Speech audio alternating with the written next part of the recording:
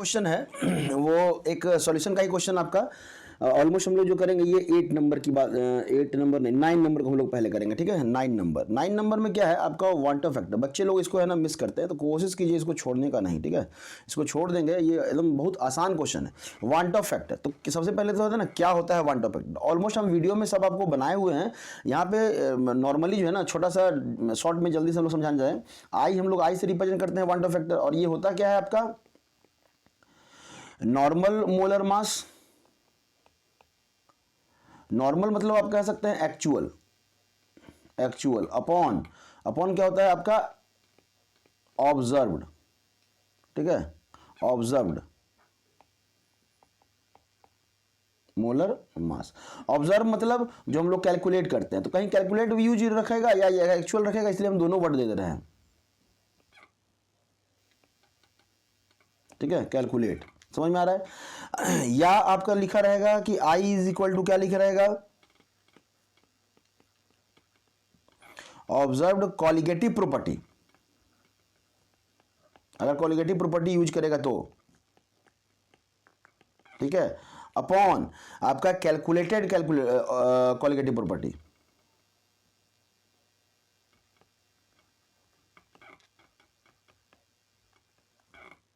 Calculated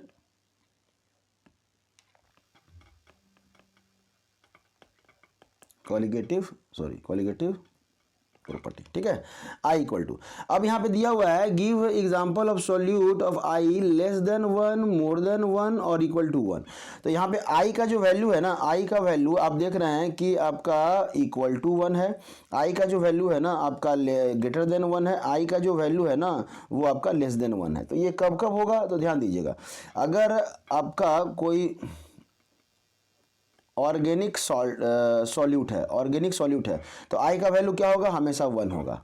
और इन दोनों condition में क्या होगा आपका इनऑर्गेनिक सॉल्यूट होगा। क्या होगा, inorganic solute.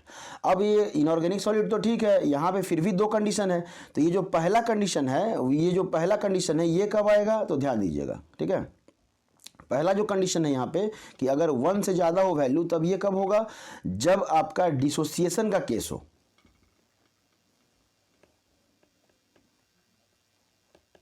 Dissociation of solute मतलब आप NaCl लिए हैं, इसको पानी में डिसॉल्व किए, तो ये क्या हो गया Na प्लस और Cl माइनस में टूट गया।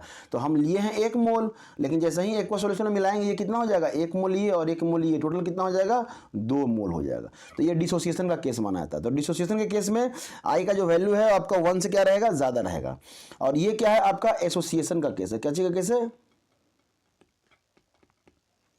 एसोसिएशन मतलब मॉलिक्यूल जुड़ जाना। मॉलिक्यूल क्या हो जाना, जुड़ जाना।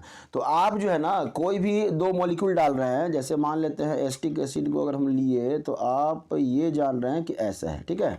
और इसको फिर से आप लिख दीजिए CH3C आपका यहाँ पे OH कर दीजिए और डबल बॉन्ड O। तो यहाँ पे क्या है ना कि ये जो है हाइड्रोजन बॉन्डिंग का फॉर्मेशन करता है। क्या करता है, हाइड्रोजन बॉन्डिंग।